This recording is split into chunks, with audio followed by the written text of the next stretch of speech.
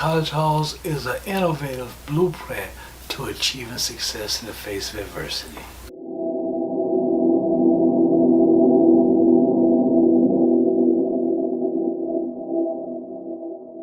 So much that I really like about the book because it is a journey, and the journey starts in like the first chapter, Born to Fail. And in this chapter, he describes where the society was, the temperature of society. Growing up in the 70s was a totally different dynamic. I grew up thinking I had this intellectual disorder, this learning disability, and I could never achieve anything. Though I chose the drug avenue when I was 13 years old. I began selling heroin for the older guys on the corner. I went to the Department of Juvenile. I came back straight into the crack epidemic. Crack had hit the scene, and crack was the kind of drug that for us poor people, it was like a savior for us. By the end of the day, you got $1,000 and you're 14 years old. So I grew up in that somewhat of that fast lane, and that was the extent of my aspirations, to be a drug dealer. I used to tell people I'm gonna sell drugs till the day I die.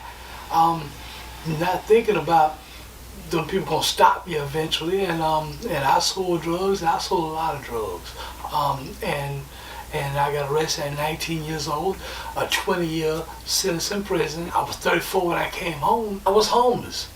I had no mother, no father. My two brothers were in prison, unrelated charges, of course, but I had no one. I could have went back into the streets to sell more drugs, but I chose to do it the right way, and doing the right way earned me 4.5 months sleeping on a park bench.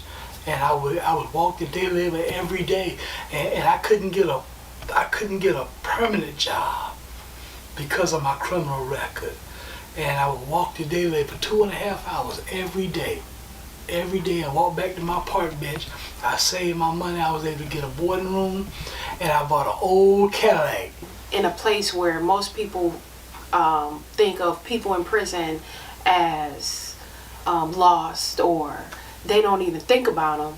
In this dark place, he found a light, and then by finding that light, he found his true self. At Nas, I began to go to this diner. It was called the Carolina Grill. A formerly incarcerated person I was in prison with for over a decade with him. He was the owner of the diner, and I was like shocked, like blown away, like, man, you own this huge diner. Again, we began to meet at his restaurant, at his cafe, every Sunday. And more guys, formerly incarcerated people, would come, and we used to call it Serious Sundays Men's Meeting.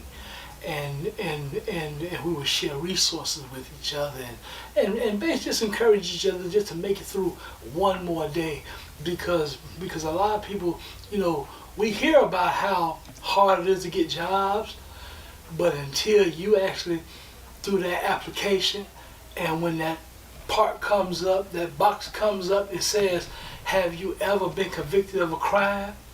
And you cut that computer off, or you just walk out and leave the application, until you've experienced that fear, just fear of a word. Until you've experienced that fear because you know that this particular job could be a life-changing event, but then you also know from your life scripts, which is the verbal and nonverbal messages we receive growing up as children, that no one's going to give me this job, so I'm not going to even try. He wanted to write a book, not just to tell his story, but to inspire other people to overcome adversity and tell how he did it. And that's like the premise, or one of the things we do at Project Nas. When we encounter people, we believe in whole person development, and in the blueprint that Hameen Shabazz has laid out of how to get to that whole person development. And when you understand yourself, then you can understand what it is that you want to fulfill your life, and understand the things that are needed to take those steps. As a retention advocate, relating to the book, becoming more successful as it relates to college. As a career academic advisor, it relates to the book because I'm advising students career-wise and academic-wise because they want to reach their goals. And of course, the ultimate goal is happiness. Before I met Shabazz, I think I never put a whole lot into, or did I value education.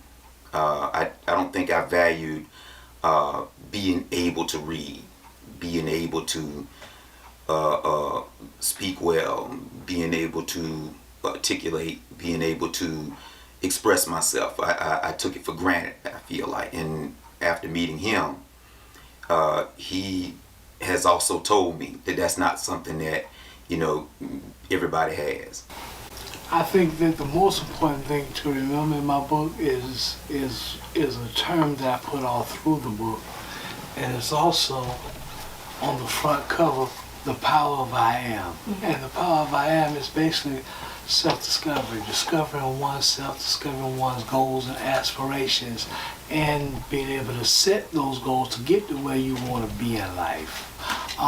With my nonprofit organization, our motto is, you know my name and not my story. And achieve, you can push on, you can keep going. So I think my entire life is a testament to my book.